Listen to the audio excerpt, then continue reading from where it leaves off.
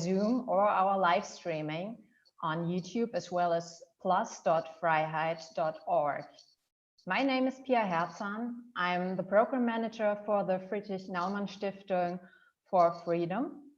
We are a foundation in Germany to the promotion of liberal principles as well as to political education.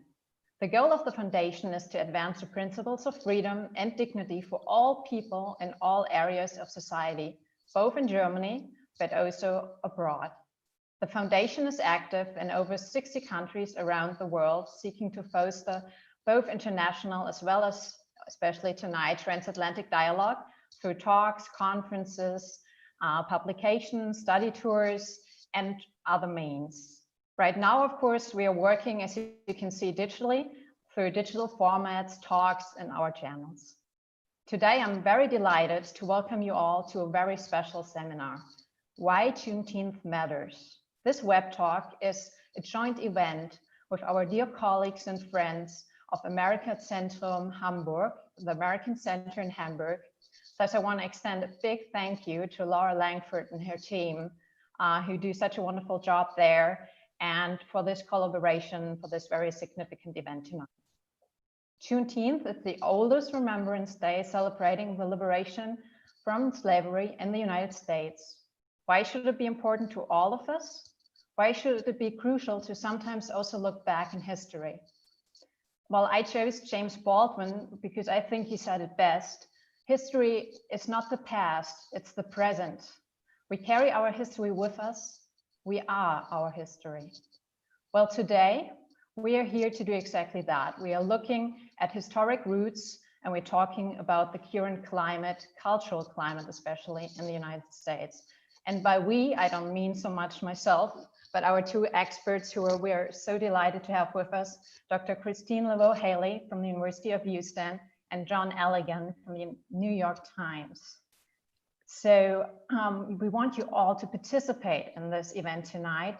So you can do that via Zoom. There's a Q&A button or F&A button in the German version. If you look at the lower part of your screen, you can just click on it and another window opens up where you can just type in your question for both of our experts. It'd be great if you maybe wait a little bit because both of them, Chandler will give a keynote, which will take up each about 15 to 20 minutes. And then Erica Banner-Seyfried will moderate your Q&A session afterwards. So we are happy when you join in because we want to also hear from you, and they're both here willing to answer whatever you want to ask. So let me quickly introduce our wonderful, host and moderator of tonight, Erica, who has been with the America Center in the past. She also worked for the University of Stuttgart, but originally she's of course also hailing from the US. She's a arts and cultural consultant and a freelance journalist focusing on multiculturalism, inclusion in the arts. She has a Bachelor of Arts from Spelman College and a Master of Arts in Media Management as well. It's been a pleasure working with you beforehand, Erica, and I'm really looking forward to tonight. So with no further ado, I wish you all a wonderful evening, an informative evening. So Erica, the digital stage is all yours. Thank you, Pia. Hello and willkommen und guten Abend von Hamburg. I'm Erica Banner-Seyfried, as Pia said, and I'm very happy to have the opportunity to introduce our two speakers tonight. First, we'll be joined by Christine Haley, LeVeaux Haley, excuse me, from the University of Houston. Professor LeVeaux is a political science professor and an assistant dean in the honors program at the University of Houston. She lectures on a wide range of topics regarding politics in the US, minority inclusion in Congress, the Black electorate, and other political issues. She is an active commentator for many news outlets in the state of Texas and nationally, notably with CNN. As Pia mentioned, she went to Spelman College, where we met many years ago, where she got her BA and later did her doctorate at the Louisiana State University. So I'm really happy to welcome Christine tonight, and thank you for being here, or this afternoon for those in the US. Later, we'll be joined by John Eligon. He is a national correspondent with the New York Times. His beat currently is race and all the myriad of things that means. He's covered many topics regarding race and inclusion as well. One notable thing is the beginning with Ferguson, with Michael Brown's death there and the backlash and protest that followed thereafter. And more recently, of course, with the murder of George Floyd in Minneapolis. John has been on the street in Minneapolis and other places in the nation covering this very dynamic story. And also one interesting thing that might come up later is the disproportionate numbers of Black and Brown communities that are being infected and dying from COVID. But tonight, our focus is, of course, Juneteenth. And I just want to say thank you, John, for joining us as well tonight. Also, originally hailing from Trinidad and Tobago, and got his BA at Northwestern in journalism and German. So he might pleasure us with a few words in German as we go forward. I just want to open the floor up to Dr. LeVeaux Haley and welcome you all to and colorful discussion. Thank you. Thank you. Thank you, Erica. Guten Abend und danke. Sehr gut. I said that correctly. Good evening and thank you. Before I get started, I would like to express my appreciation to FNF, to Pia Herzan, to Laura Langford with the Amerikacentrum, as well as Katharina Sturzenbach, and of course, especially Erica Seifried for the invitation and for the effort around facilitating my visit here tonight. I am really glad to be here with you this evening. There is a lot going on in America, and I really appreciate you. I commend you for wanting to know more and for proactively seeking information. I was asked to speak about Juneteenth and also about what's going on in America today in terms of racial unrest. And I have to say, it is really a peculiar time that these two events would intersect the way that they are right now is just very interesting, but I will elaborate on that later. Let me first tell you about Juneteenth. So what's interesting about Juneteenth is that this is a holiday that I never knew about growing up. I'm from Illinois, Midwest portion of the United States, and we did not celebrate Juneteenth. But now I am a proud citizen of the great state of Texas, and this is actually where Juneteenth originated. So Texas was the last state to be informed that the Civil War was over. And that news arrived to Galveston, Texas on June 19th, 1865. And because of this, June 19th has been branded as the end of slavery in the United States. Today, 47 of our 50 states celebrate or in some way acknowledge Juneteenth. But this is a fairly new phenomenon. There were only 4 states celebrating Juneteenth before the 2000s. Okay, so this is somewhat new. And now in America, with the acknowledgement of systemic racism, however delayed, multiple companies are observing Juneteenth in one way or another today. Just to give you an idea of what I'm talking about, Google urged all of its employees to reschedule meetings for today and instead reflect and learn. JP Morgan Chase Bank has closed all of its branches today. Nike has announced that June 19th will be an annual paid holiday. And if I may, John, the New York Times is also observing Juneteenth today with a paid holiday. On top of all of this, there is a movement that is gaining steam to make Juneteenth a national holiday. With all of this said, I want to talk to you today about something I've been thinking about, I've been working through for a while, and this has really been on my mind since the murder of George Floyd by the police officer. So as we commemorate the end of slavery in America, and there are these efforts afoot to make Juneteenth a national holiday, I want to reframe this a bit. I want to reframe the meaning of Juneteenth. On June 19th, 1865, chattel slavery ended in America. Chattel slavery is when one person has total ownership over another.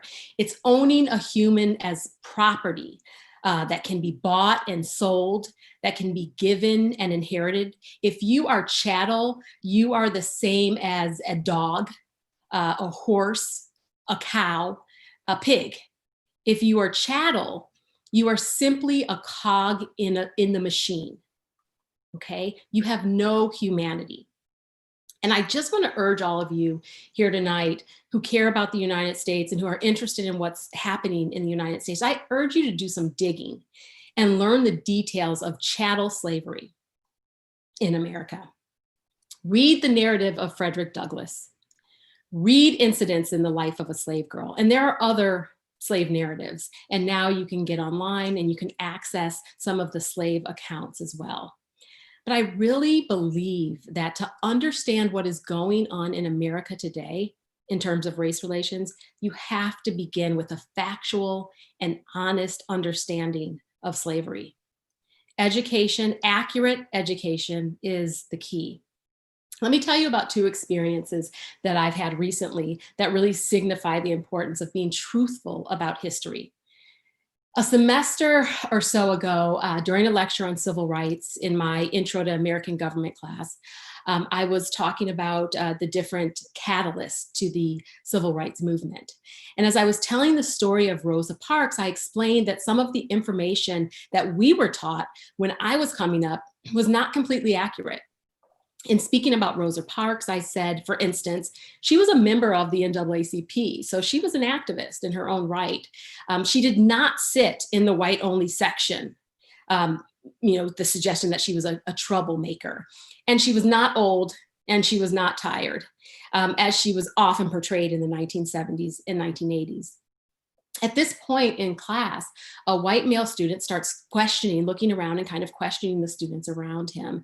Obviously not satisfied with what he was hearing from them, he raises his hand and in the most sincere way, he asks, "So are you saying that the things we've been taught in school and that are actually in our books are not true?" Now, keep in mind, this is a very good student, one of my top students. And so I say, yes. And he looks puzzled. And I say, or incomplete. So the student is completely exasperated. And he says, "It's not that I don't believe you," which is code, of course, for "I don't believe you." But that would suggest that there is some mass conspiracy to put information out there that is untruthful. And I said, yes, and there's a name for that. It's called epistemic violence. It's when a book or other writings omit, distort, mischaracterize, rewrite, erase a minority group's experience, their accomplishments, their contributions, their history. Referring back to my lecture on Rosa Parks and still doubting, he says, "Well, how could that have happened?" And I said, well, it's still happening now. As of 2015, the Texas textbook that they were using for history and social studies referred to African slaves as workers and immigrants. I explained that what we see in this 2015 Texas textbook is not a mistake or a typo, but rather a remnant of a concerted effort by pro-Confederacy groups to sell a history of the South that branded the Civil War a noble cause, Confederate soldiers heroes, and slaves happy and content with their bondage. At this point, the entire class is engaged in this conversation, and knowing, because I've been told by many students that I will likely be the only Black professor these students will come in contact with, I put down my notes for the day, and we have a conversation about it. I had to let them know why this was, what was the source of the misinformation that sometimes they have probably received. I could not have my students thinking that Africans came to America starting in 1619 as immigrants looking for work, and work they found. So, but I think what shocked me about the conversation, and I really do mean this, what shocked me about the conversation was how sincere and earnest the students' objections were. What's disturbed me most is that before, it was more of a purposeful ignorance to me decades before. But now there is an innocence in the ignorance. They are not being taught it, not in the schools and not at home. And so in this case, this is for all students, Black, white, and everything in between. They literally don't know what they don't know. And this will have, I believe, a devastating effect. We're already seeing it play out. It will have a devastating effect on our national and global society. Let me give you one more example, because this just happened recently, and it's a little more personal. During quarantine, which I know we've all experienced, I, like so many parents, became my children's teacher while they were home. And one day I was sitting with my 10-year-old daughter as she worked on a biography assignment. The teacher sent a website with a list of biographies for the children to choose from. My daughter chose Robert Smalls, one of the first African-American members of the House of Representatives. Once she completed the biography form, she asked me to read it. She wrote that Robert Smalls was born a slave and his master treated him very well. When I read it, I immediately said, "That's wrong." She said, no, it isn't. Then she quickly pulled up the website and showed me. She said, "See, it's right here." And I said, "No, you are not wrong. That's wrong. A slave can never be treated well. He's a slave." I then lifted my feet onto the chair in the kitchen, and I pulled my knees to my chest. And once my full body was on this little chair, I then lifted up my arms above my head to form a cage. And I said, "How can I be treated well? I'm a slave." "This is a slave," I told her, as I struggled to fit on the chair. Slaves are forced to work. They cannot go where they want or do what they want. Slave children ate out of troughs like pigs. And sometimes their masters didn't even bother to clothe them. So they walked around at your age, completely naked. Then I told her, that is why we have to write our own stories, our own history. And she kind of chuckled and she said, "Well, I guess we know who wrote that story then." And I said, "Absolutely." After this exchange, I thought, this is exactly what I was talking about. It seems harmless, but it is so dangerous to plant in the minds of grade school children that slavery was this benevolent experience where slave masters were kind and slaves were treated well, is a perversion of history that has, as we're seeing now, and will continue to have lasting effects if we don't, for once and for all, just tell the truth about our history. As for my daughter, every once in a while over the next several days while sitting beside me doing her schoolwork, she would let out a little laugh and say under her breath, "A well-treated slave." It's time to correct the history. And I hope this talk is just a small step in that direction. Okay, so chattel slavery is what we're talking about. Chattel slavery ended on this day in 1865. But with that, a new form of slavery, barbarism, and terrorism for Black people in America began.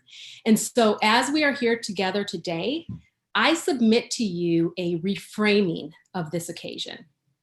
Today, we commemorate the end of chattel slavery in the United States. We are not celebrating the day that Blacks in America were freed. okay? And if we frame it in that way, it gives some clarity in terms of understanding what we're experiencing right now in America and what you are seeing. So what I ask of you today is to view this as a continuum. So you have the first phase on this continuum, which is from 1619 to 1865. And that is the 246 years of chattel slavery. Then we enter the second phase with a new form of slavery from 1865 to 1965, right? We'll use 1965 as the bookend because you have the passage of the Civil Rights Act in 64, the Voting Rights Act in 1965. And so for argument's sake, we're going to use 1965 as that end point, okay? So in those 100 years from 1865 to 1965, we have Black codes. So Black people have curfews. They can't move around freely. Their movement is restricted. They could not own property. They could not learn to read and write. The KKK was formed in 1866, and it terrorized Black families for years and years.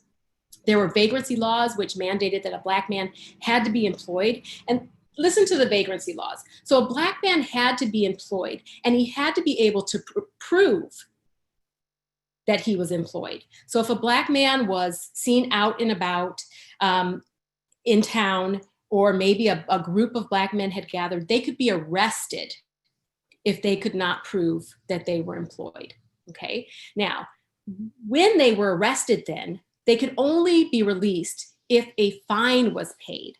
Well, they didn't have the money to pay a fine to get out of jail. And so what happened is that a white person would come to the jail, pay off that Black man's fine, and then that Black man was released by the prison to that white person who had paid his fine, and then he was forced to work for that person to pay off his debt. That was known as debt slavery. And then, of course, there were the lynchings. According to the NAACP, between 1882 and 1968, there were over 4,700 lynchings, and about 3,500 of those were Black people. All right. One of the most egregious examples of the terror associated with this second phase of slavery was the Tulsa Race Massacre of 1921. And I bring this up specifically because of the attention it has received over the last week. I've been told that you are a news savvy group. And so I imagine that some of you are familiar with this situation. So President Trump had scheduled a rally in Tulsa, Oklahoma for today. And there was public outcry. People were very upset. They saw this as an affront to Black people and the tragedy that had occurred in Tulsa in the 1920s due to racism. So President Trump eventually decided to change the date of his Tulsa rally to tomorrow. But for me, I was quietly pleased that he chose that event at that time, because President Trump inadvertently shined a light on a largely unknown story in US history, purposely buried. This, in fact, is an example of epistemic violence. And the Tulsa Massacre is one of the most extreme examples of terrorism that Blacks endured during this second phase of slavery. Just briefly, the Greenwood District was the Black section of Tulsa. It was known as Black Wall Street. It was a thriving, bustling hub of commerce. They had businesses, banks, hotels, movie theaters, etc. They were self-sufficient. There was an accusation of a sexual assault, a Black man accused of assaulting a white woman. This led to whites going to that part of Tulsa, the Black area, and attacking it. By the end of the assault, 300 Black people were dead. Residents say many more died. 6,000 Blacks were detained, and their entire town was burned down. You can actually find these images on the internet. The devastation is really extraordinary. But the Black residents of Tulsa still have received no justice. So that second phase of slavery on this continuum from 1865 to 1965 was characterized by no government protection for Black people. Which brings us to the period between 1965 and today, 2020. So again, think about this in terms of a continuum. We are in the third phase. these past 55 years, and we're not done yet, can be considered the aftermath of slavery. So on this slavery continuum, we have the first phase, 246 years of chattel slavery, the second phase of slavery, which is the 100 years of the new form of slavery, and then this third phase, the 55 years and counting of the aftermath of slavery. And so in this third phase, Black men and women are scared to interact with police, living with the realization that an interaction as innocuous as a traffic stop could end with their death. We live in an environment where college athletes make billions of dollars for universities and their coaches, but get paid nothing. In this third phase, the net worth of an average white family is nearly 10 times greater than that of a Black family. And in this phase, more Black men are in prison, jail, on probation, or parole than were enslaved in 1850. So in this third phase on the slavery continuum, the laws are in place thanks to the Civil Rights Act, the Voting Rights Act, and a myriad of other laws. The laws are on the books to protect the rights of Blacks in America, but they are not strictly enforced. The third phase is our time. It's the time we are living in. It is George Floyd's time, Breonna Taylor's time, Tamir Rice's time, Sandra Bland's time, Trayvon Martin's time, Ahmaud Arbery's time, Rayshard Brooks' time. We are living in the aftermath of slavery. We are part of the continuum of slavery. And I don't think we even realize it because we're in it. We're in the midst of it. We're too close. We're living it. But I believe that when they look back at these times, 500 years from now, 1,000 years from now, let's say, and in the history books, people will say, wow, those 150 to 200 years or so after the end of chattel slavery in America were turbulent times. And the children in this future America, Black, white, every possible skin color you can think of, every ethnicity, will look back at this time in our history in disbelief and wonder, how could that have been their beautiful America? Because the only America they know and that they've ever known is an America where all men are created equal, endowed by their creator with certain inalienable rights, among which are life, liberty, and the pursuit of happiness. We are doing the work right now to make that a reality for future generations. As I tell my students, I am an American government professor. I have bought into the promise of America, and I believe in what it declared itself to be in 1776. We are not there yet, but we will get there. And my hope is, and it will take education, but my hope is that one day we will celebrate not just the end of chattel slavery, but the beginning of true freedom for Black people and for all people in America. Thank you. Thank you, Christine, for that really dynamic expression of the history of Juneteenth. Thank you for restricting your initial presentation to that. Question and answer can go on later to include more of the current events. I do want to segue into John Eligon's presentation on what's happening currently in news media and what he's seen as a reporter, but also as a man of color in the States at this moment in time. So John, I turn the floor over to you. Thank you very much, Erica. Thank you all for having me. And Christine, I don't know how I follow that. That was an amazing presentation, Christine. And it's interesting when you talk about your student when you told the Rose Parks story. It kind of elicited in my mind. It reminded me of my freshman year of university at Northwestern University. I was in a history lecture, and I remember, I'll never forget this. The lecturer said, Abraham Lincoln didn't free the slaves freed themselves. And I remember that moment, I was like, damn it, they have been lying to me all these years, and that was like, in some ways, a life-changing moment for me, because I grew up I was born in Trinidad, as Erica said earlier. I grew up in mostly, when I moved to the States when I was 6, I grew up in mostly white communities. And when I got to Northwestern, our population was still relatively small, Black student population, but still it was many more than I knew at my own school and things like that. So that really kind of got me on this journey of like discovering what it means to be Black in this country, to be Black in America. And I want to go back, to kind of segue into what I want to talk about. I want to talk first about, a little bit more about Juneteenth and that history that Christine touched on a little bit. I remember last year I was doing a little kind of a little factual thing for one of our newsletters about Juneteenth and what it was. And I was kind of just looking back to gather some facts myself. And I found, Emancipation Park, which is down in Houston. And I found a very interesting history about it, So as Christine mentioned, that 1865, June 19th, 1865 is when the enslaved people in Texas were notified that there was the Emancipation Proclamation. That's when they got the news that, actually you're free. And this was 2.5 years after the Emancipation Proclamation was signed. And, they're all obviously happy. And in the subsequent years, they wanted to celebrate it. But what they discovered in those subsequent years as they looked to celebrate Juneteenth and celebrate their freedom was that, hey, there are little to no public spaces at all that we as Black people are allowed to go to celebrate. So there were not parks, there were not, auditoriums, halls where they as Black people could celebrate because there were still laws prohibiting them from living as free human beings.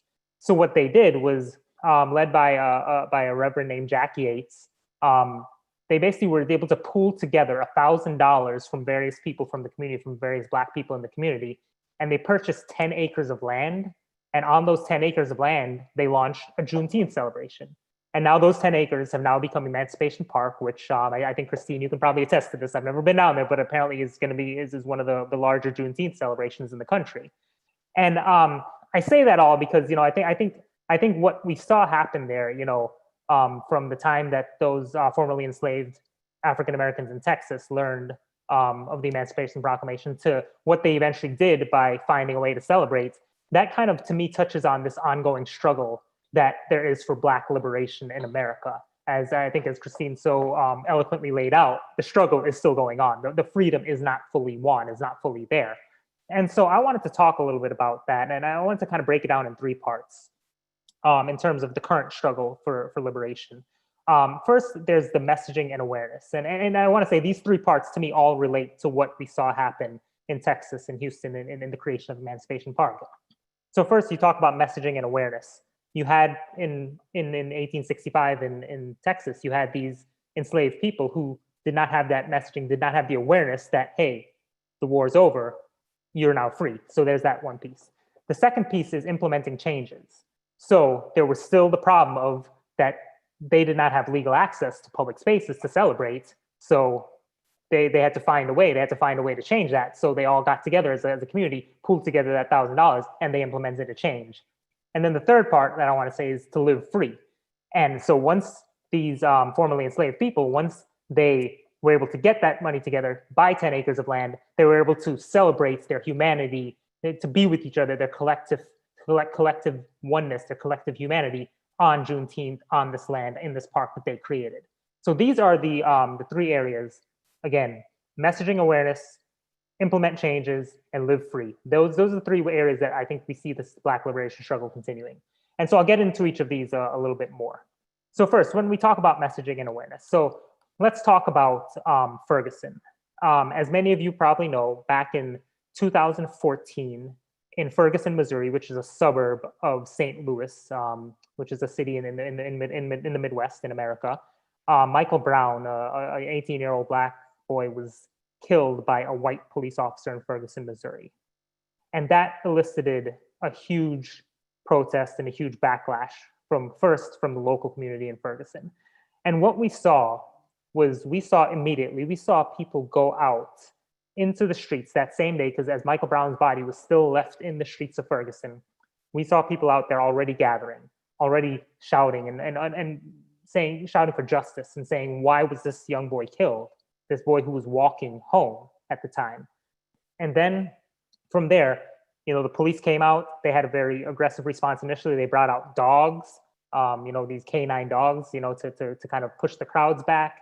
And so you start seeing already this kind of this situation bubbling up, the situation escalating. And then eventually on that same weekend, Michael Brown was killed on a Saturday, and I believe it was the following evening on Sunday.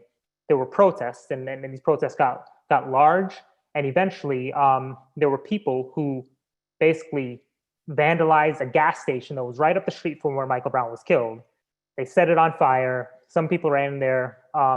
There was some looting, and for all intents and purposes, this new era of Black Lives Matter, of this new movement for Black justice and Black liberation was sparked. And so I want to say this, so oftentimes we look at the act of protest and the act of violence that may, or vandalism, I should say, that may come out of protests. And it's easy to say, oh, that's distracting from the message. That's not honoring the lives of the Black people lost. But I would submit to you all that if there is no, in some cases, if there is no vandalism, if there is no looting, probably not a single person on this call, probably not a single media outlet would really have cared about Michael Brown dying. The sad fact of the matter is that sort of vandalism, that sort of looting, those sort of images of violence in an American street, of police firing rubber bullets and tear gas on Black protesters, those are the things that capture the attention to these issues that have long been systemic issues of racism that have been going on in this country for generations, as Christine spoke about before. So in a way, the messaging starts, the awareness starts by getting out on the streets and protesting. And we're still at a time where those protests, just marching in the street and chanting was not enough for Black people to be heard. But what happened once things started burning, you saw all these media outlets, myself, my company, the New York Times included, we're all rushing to Ferguson. We're sending as much media there as we can.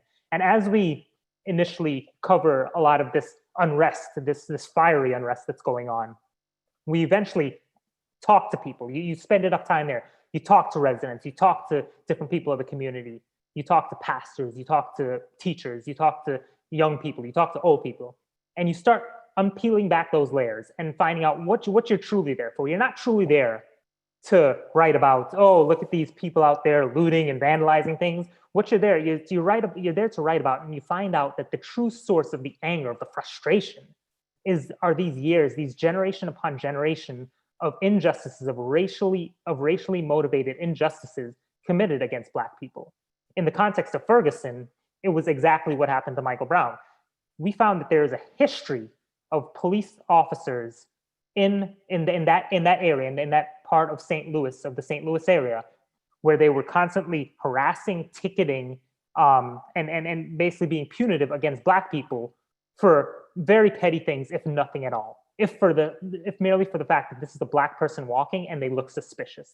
These were things that were codified in statute still in some of these small towns in Ferguson and the surrounding area, that someone looking suspicious could be enough for a police officer to approach that person and question them and stop them and detain them. So these are the things that, once that awareness is raised, once we get over the fact that, yes, okay, there was some anger, there was some, people, throwing, bottles and things like that. Some people, may have burned some things. Once we get past that, we really understand what the fact of the problem is, what the fact of the matter is, that is when I submit to you all that we start understanding and we start moving toward this, the next phase, which is about doing something about the systemic injustices and actually trying to effect change. And so what I do want to say is what happened in Ferguson was very important for the moment we're seeing now with George Floyd being killed a few weeks ago. So after Ferguson, you basically had a lot of young people who were activated for the first time. This was the first time that we'd ever seen anything on this scale in America, probably since the Rodney King riots in Los Angeles. And even that did not necessarily take a hold on a national scale the way Ferguson did, and certainly not the way that George Floyd's death has taken hold on a global scale now. And so what you had is essentially you had these activists who were young, they were raw, they knew that they were angry, they knew what their experiences of injustice were. They didn't necessarily know what to do about it, but they knew that their voices had to be heard. So over the past 6 years, so I think in the few years following Ferguson, you saw things like Freddie Gray, You saw different, being killed in Baltimore. You saw, Tamir Rice being killed in Cleveland. You saw all these different instances of Black people being killed by the police. And what you saw is you saw a lot of coverage. You saw a lot of attention. And then in the public eye, it seems like it did go away. Like maybe around 2016, around the time President Trump was elected, it seems like the narrative kind of shifted, or that narrative wasn't as prevalent in the media. And even though it was not as prevalent, I tell you all, these young activists who were activated at that time, they were still doing very important work. And this was the moment after that happened that they were actually on the ground saying, what do we need to do to achieve justice? What are the things we need to change? What are the policies that we need to influence and things that we need to impact to really affect change? So fast forward now to George Floyd getting killed, and suddenly things start sparking up, right away. Again, you saw some very fiery protests, some unrest, some anger unleashed in the street, but very quickly we turned to policy. And that's what I want to talk about, the second part of this, which is implementing change. And so after the awareness that was raised in Ferguson, after all the planning that was done, when another moment like this, when another defining moment like this, another Black man losing his life to police in such a graphic and brutal fashion, when that happens, yes, it sparked the same or very similar outrage that we saw in Ferguson when Michael Brown was killed. But what it also sparked is a very quick turnaround and a very quick understanding of this is how we now address it. So within 24 hours, the police officers who were involved in George Floyd's death were fired. Within days, they were charged with murder. Within a week, the majority of the city government in Minneapolis pledged to dismantle their police department, to undo it, and to create a new system. And this pledge that they came to, they were basically going off of a template that was created by activists who have been working since Ferguson to create these plans for this is how we can create a new model of public safety. So now we're seeing what was an awareness that was raised 6 years ago. Now we're seeing that turn into concrete action that is being taken in 2020, right now after George Floyd's death. So we saw this very quick, this very concrete action, things that maybe during Ferguson, it took a little bit longer. You didn't really understand why people were protesting or what could change. But I submit to you all, the groundwork was being laid for what we're having now. It's no accident that not long after George Floyd was killed, we saw another police killing in Atlanta. A young man named Rayshard Brooks, who was essentially the short of it. I'm sure you all have heard of this, but I'll give a quick summary. He was sleeping in his car in a parking lot of a fast food restaurant. Someone called the police. The police came out, woke him up. It was a pretty pleasant interaction. They gave him a breathalyzer test. They found that he had been drinking and he couldn't drive home. He asked, hey, my sister lives close by, can I just walk? For whatever reason, the cops said no. They tried to arrest him. That got into a struggle. Rayshard was able to get one of the stun guns of one of the officers. He started to run. The officer chased him, and then the officer shot him in the back. And now, just a few days after that happened, the officer who shot him in the back, both of the officers who shot him in the back and his partner who was there, both of them have since been charged with crimes. So we saw a quick movement for prosecutors to do that. And I guess I want to rewind a little bit. Even before George Floyd was killed, there was a case of Ahmaud Arbery in Georgia where he was not killed by police, but he was killed by two white men who thought he was suspicious running through this neighborhood and felt like he may have been a burglar or something like that. He was killed by them. Once that case got to the public attention, very quickly, prosecutors brought charges against them.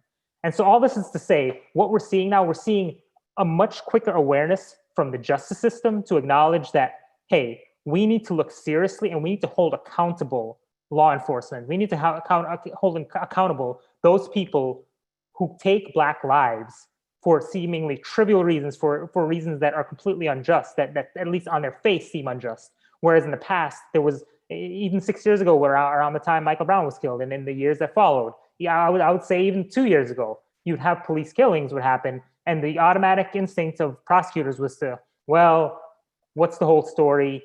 What did the person do? And then there was just a sense of not a real rush to like do anything about it. You just said, hey, let's investigate this. And oftentimes it ended with no charges, let alone any convictions. But now we're seeing, arrests happen quickly. We're seeing city council step up and saying, we're going to defund the police and we're going to do something differently. And we're seeing, more talk about systemic racism now and ways to start addressing that. We're seeing talk about housing, which is still very much segregated in America. We're seeing talk about education, which is also still very much segregated in America. We're seeing, questions about larger criminal justice reform. Like for instance, one thing in the Rayshard Brooks case in Atlanta, he was actually on probation. So any sort of arrest for anything trivial, and he could have gone back to prison. So just think about that. Sleeping in a parking lot in his car could have sent him back to prison and sent him away from his children at home for years, for who knows how long, right? And so there are efforts to say, hey, should we be looking at our system not as one that's just so punitive that where people are basically controlled and sent to prisons for the slightest of things, or should we be trying to ensure public safety and also kind of help people in terms of getting them more access to jobs and more access to things to help their lives and not just punitive outcomes.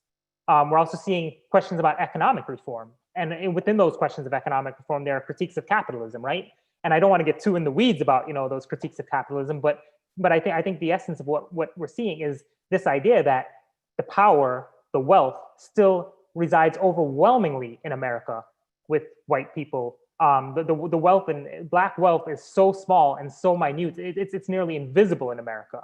And so we're seeing what types of things have to change for wealth to be for Black people to get that wealth that was in many cases denied them, stolen from them, as Christine spoke about with the Tulsa massacre. In what ways can we address those inequities that continue to perpetuate in our society? And I think we're now seeing it. It's starting with police reform. That's the thing that people are talking about right now. But I think if you look closely and if you pay attention, you're going to see a lot of people bringing forth different things to change some of these different elements like housing, education, economic inequality. So you're going to see a lot of those coming up. So these are changes that are going to be policy things that are going to be implemented going forward.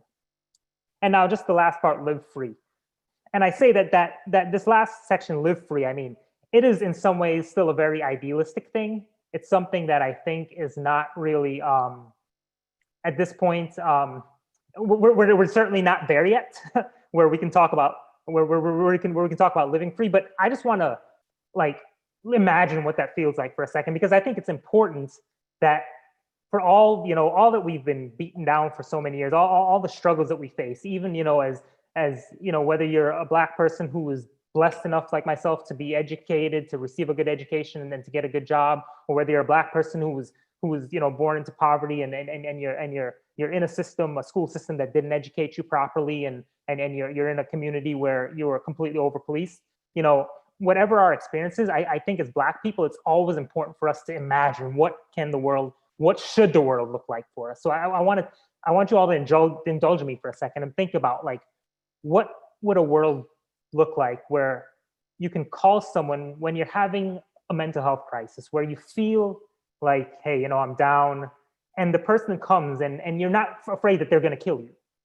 Because what happens oftentimes in these interactions with Black people and the police, someone is having a bad day, they're having a crisis, and then when you're Black, in America, you don't get afforded those same comforts, those same the same chance to have these bad days as white people do. It can often end fatal for you.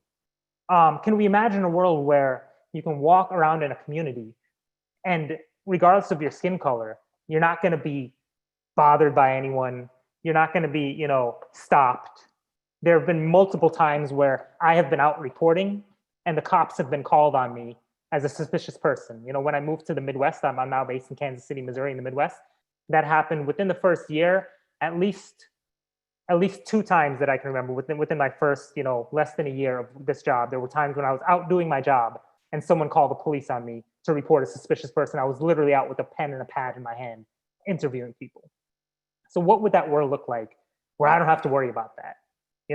John Eligon with a university degree, who speaks German, who speaks English, who works for the New York Times, where I don't have to do that. And if that is something that I'm struggling with, can you imagine what people who have not been as privileged, have not fallen to the privilege that I have, what they're going through?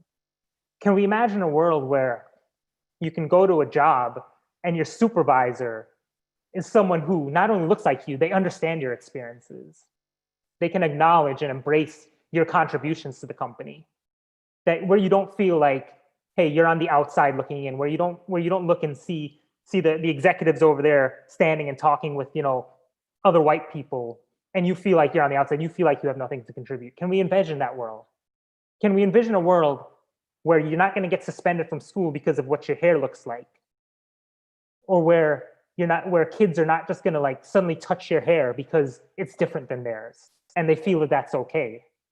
Can we envision a world where that happens, And the last thing I want to say is that all these things I'm talking about right now is in the American context.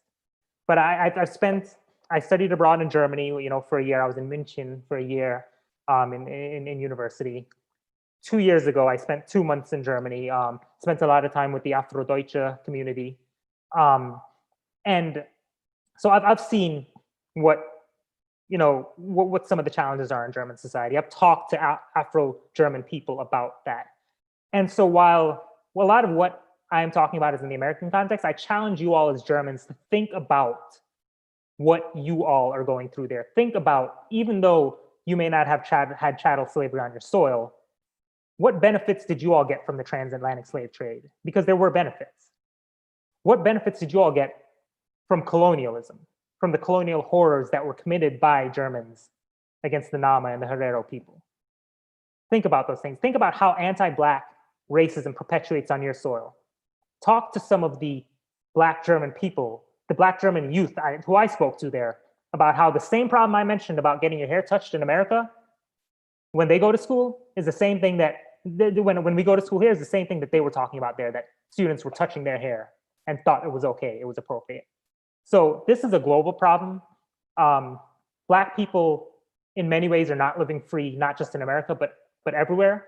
And I think it's incumbent upon us to envision that world where that will change, where Black people will be free, and that we can live a life that is owed to us, that we deserve.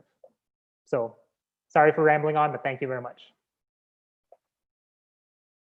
No, thank you, John. There was no rambling at all. We have a cadre of questions coming in from viewers. Thank you both for your time so far. And now I'm going to open up the question and answer section. We have a question from V. Müller. Her question goes to Dr. LeVeaux Haley. Do you think or hope that the protests going on right now could be the beginning of a fourth phase of post-slavery or post-chattel slavery period? And if yes, what do you hope will finally happen?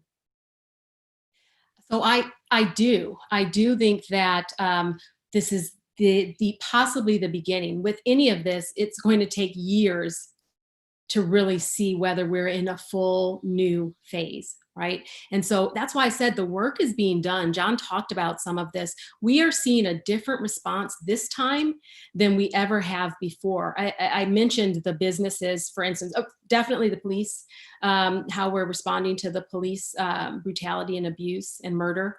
But all across America, there are conversations being held about systemic racism, and that is brand new. That is absolutely brand new in America. And now we have to go from talking about it to doing something about it. And so when we talk about that fourth phase, it has to be very clear that actions now have followed words, because if actions don't follow words, we'll be in the same situation like John talked about. We'll be in the same situation next month, and the same situation in 3 years. And each time we have this unrest, this upheaval, and we're so upset as a nation, I believe.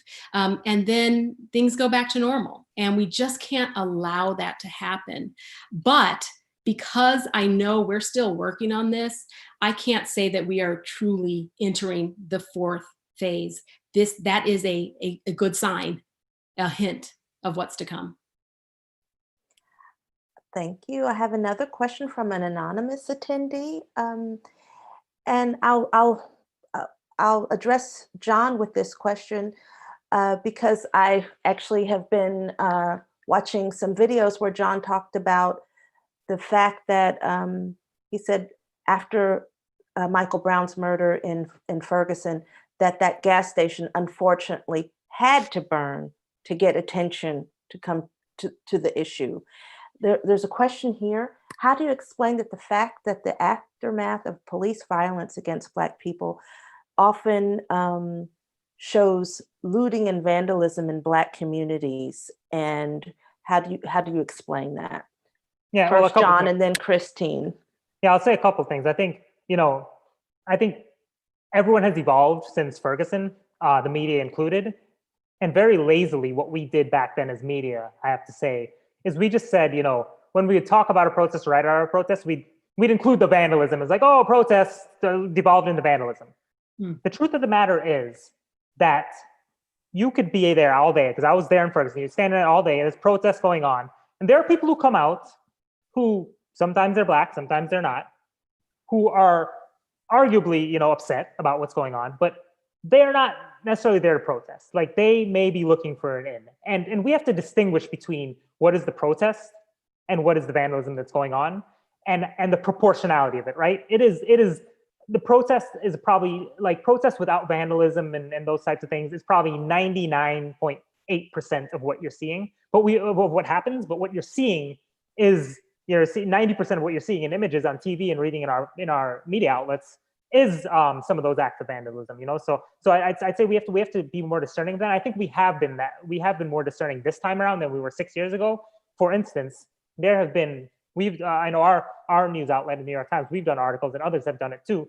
There are actually some groups, this Boogaloo group, which is this kind of white extremist group of guys, they call themselves Boogaloo, that have been actually arrested and caught intermingling in some of these protests, and are some of the ones who have been perpetuating some of this violence. And just one personal story: when I first showed up to Minneapolis, after George Floyd was killed, I was going to a protest that evening to check it out, and I parked my car. And then, as I parked my car, across the street from me, there was a BMW parking across the street. And out of this BMW hops 5 white young people who were in their 20s, all had on hoodies. They had hammers and crowbars with them. Now, I don't know where they were from, but certainly these were people who were driving a BMW who were white, who were coming to a protest with hammers and crowbars. So we knew what they were going to do. And so it's important that we don't label what happens with that violence and whatnot. We don't label that as part of the protest or whatnot. But we do acknowledge that, hey, there is frustration that these things happen, and now, hey, let's talk about the real issues. So it's about us as media, but also as the consumers.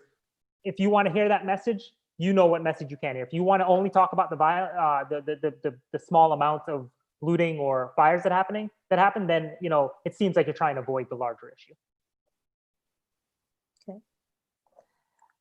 Beyond protest, when exploring solutions to systemic racism and police brutality, what do you think is the most effective course of action? This question comes from Christy. For me, I've done some actual writing and talking about this exact subject in the aftermath of George Floyd's murder. We have to, I say, start in the colleges, corporations, businesses across America. It's been very interesting to watch in the last week or two. Every corporation has come out with the black box. They stand in solidarity with Black Lives Matter. The messaging from the CEOs of these companies. But I've had some very, very difficult talks with some white men in powerful positions over the last 2 weeks. And I've said to them, the problem, there's a company, 1,600 people, 4 of them are Black, okay? You have all of these messages from the CEOs, and then you click one page over to see their executive team, and there's not one Black person on their executive team.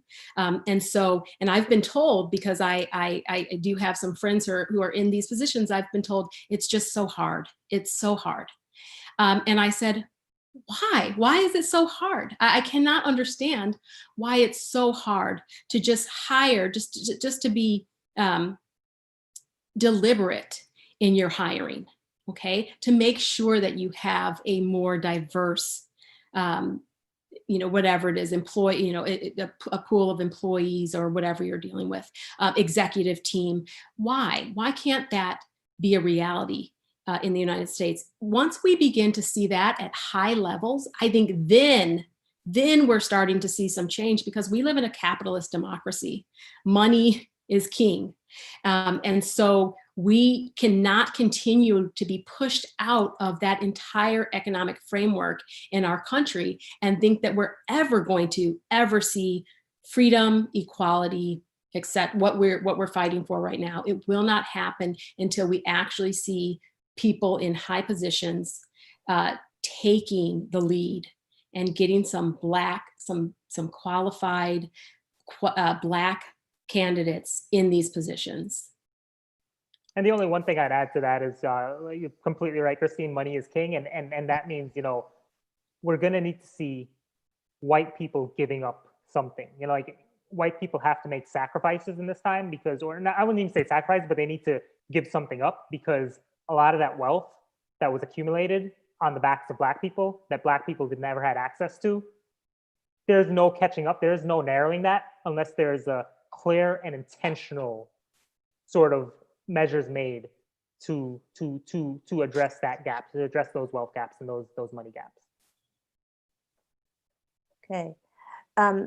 There was actually a question previously about the pressure from white populations, or let's just say non-minority populations, to get reform and to move things forward. What do you think needs to happen in order to move forward? We're repeating ourselves every 2 weeks, let's say. The same things keep happening after protest, after people asking to be heard. I read a recent quote that said, the general population in America should be very thankful that the protesters that are out on the streets now are not asking for revenge, they're looking for equality. What do you say to that? John, do you want to? Sure. I mean, I would say, part of it, we don't need white saviors, but we need white allies, right? So this racism, in many ways, is a white problem. It's not a problem like that Black people did not create the problem of racism. And so to address that, you need allies who are going to step up, who are going to be the ones to go to their, brothers, sisters, mothers, fathers, grandparents, and they're going to have to get them to buy into, to a system that is more equitable. And knowing that system is more equitable might mean, again, like I said before, that you might have to give up something. You might have to give up some of that power, some of that control that you have, so that equity is possible. So I think that's one thing. And I think that I wouldn't underestimate the power of symbolism in some ways. And I don't know if that's the right word, but like, even I know we can say it's BS if the New York Times is giving us Juneteenth off this year. They may not give this off next year. Like, that doesn't change the fact that there's a disproportionate number of white people in positions of power at the New York Times. That doesn't change those things. But I think the more we have companies and people in power acknowledging this, we have something to now hold them accountable to. And then now that you have something to hold them accountable to, you can make asks. You can ask for things that you weren't able to ask for before. And just the one more thing I'd say is that I find it remarkable I'm watching, I'm a huge soccer fan, so I'm watching Bundesliga, and I'm seeing like BLM, Black Lives Matter in German football stadiums. And to see that, like Black Lives Matter, as I mentioned, you'd be a pariah to say Black Lives Matter even, a couple months ago in America. The fact that message is penetrating there, it's on the back of the jerseys of the Premier League players in England, like the fact that it's penetrating, that matters in some way. It's not the end all be all. It's not going to solve the problems, but I think getting people to acknowledge it and making sure and now holding them accountable to those things is very important. And can I add just one thing, Erica? It's interesting when you hear this talk about equality versus revenge and that kind of thing. And that's why I say read, read, read. Go back and read. Where there are very interesting exchanges when they were deciding what they would do with the slaves once they freed them. And we always talk about Abe Lincoln being, such a just such a wonderful man because he freed the slaves. But Lincoln made it very clear, and a lot of people at that time, they basically said, we free them and we get them out of here. And Abraham Lincoln was one of those people because they were always, keep in mind, always concerned. They knew that what they did to this people was wrong. And so they were always very concerned about revenge. And so they actually wanted and made plans and made moves for the former slaves, the newly freedmen, to be removed from this country. And of course, we see, obviously, that didn't happen. And has always been, any change we've seen in this country, it has always been a combination of effort between whites and blacks and anyone else who's working on this behalf. But we have not seen major upheavals in this nation in terms of race without some type of coalition between blacks and whites. So I feel good. I'm optimistic about what we're seeing because we couldn't do this right now without a concerted and coordinated effort from so many different types, I'll say, of people.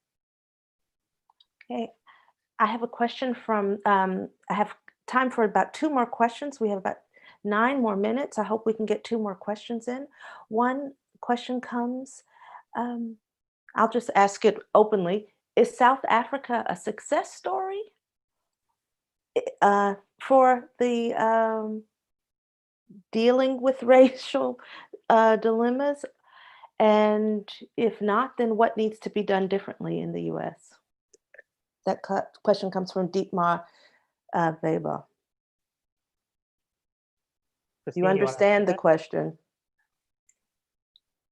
I guess the one thing I will say, like what I actually heard, literally people on the ground in Minneapolis told me, some people said we need a Truth and Reconciliation Commission in America, in Minneapolis specifically, which comes from the South African context. So there's a sense that there are things that were done right there. But if you look at South African society today, the vast, majority of the wealth, is in the hands of these very few white people, and not in the hands of the black majority. So to that extent, it's not a success story at all right now. I'm not familiar enough to say what should or could be done differently, but certainly I think there's South Africa did through its Truth and Reconciliation Commission did try to lay bare some of its skeletons and really talk about it in an honest way. And I think that is something that has been very hard for people to do in America. And I'm going to share a little bit of Christine's optimism because I'm generally not that optimistic, but like that maybe that might be happening here when you see certain lawmakers in the US, look up Lindsey Graham, look up Mitch McConnell, like some things that they've said about race and in the aftermath of this, I trust them as far as I can throw them, which is not much, but like, at least they're talking about it, so maybe there is this sense that we are going to talk about it in a blunt way, the way South Africa did.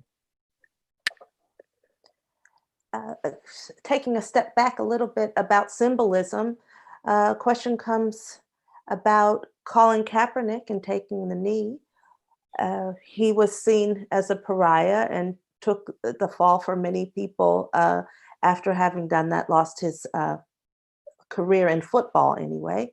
What's different? What's different now that has brought allies out in a way that we haven't really seen since the 60s? I would say, first of all, this was the video that played around the world. And we saw something when George Floyd lost his life that I don't think many people ever expected to see in their lifetime and ever want to see again. And I think that visual, we all knew that man was losing his life. You could see that George Floyd was dying. And I think that video changed so many hearts around the world. I think that's why we've seen the outcry. I guarantee you, if that young lady wasn't there with her cell phone camera videoing that interaction, we would not see any of this that's going on today. It would be another, I hate to say this, but it would be another Black man killed by a police officer. You know, in the time between George Floyd's murder and today, there have been, you know, 5 or so other instances where a Black man lost his life to a police officer. And so this is not new. And I wish I could say this is going to end, but I think we'll see this again. And the difference in this case, honestly, was that videotape. And what they did to Colin Kaepernick was awful. And I do think it spoke to the inequity that we have in this country and the systemic racism. And so whatever the reason, I'm glad to see that people are talking about it. And now let's see some action. John? No, I think Christine said it well. I would like to end on a happy note. We have several questions that we're just not going to be able to get to tonight, but that tells us that people are interested in this issue. People are ready to discuss from both sides of the issue. Would like to say that today is Juneteenth in America. We have lots of people taking holidays. Christine mentioned some of the real measurable things that part of corporate America is doing. I would just ask everybody who's participating today to see what you can do to move the discussion further, because without talking, without the truth, as John talked about, we won't get anywhere, and we will continue to reel around like hamsters on this race question. I would like to thank the audience for their time and attention today, and invite you all to follow, do your research, as Dr. LeVeaux said. Please feel free to look both John and Christine up and post your questions to them directly. I know that the Friedrich-Naumann-Stiftung and the Amerikazentrum have avid mailing lists, so please do what you can to keep yourself abreast and informed about these issues. I thank you both today for bringing your American voices to our German audiences here in Hamburg specifically, but all across the world. We have a very diverse group here together, and I appreciate everyone for their time. And thank you again, Christine and John, and to the Naumann-Stiftung and Amerikazentrum for helping us broadcast this message tonight. Good night. Auf Wiedersehen. Thank you. Tschüss.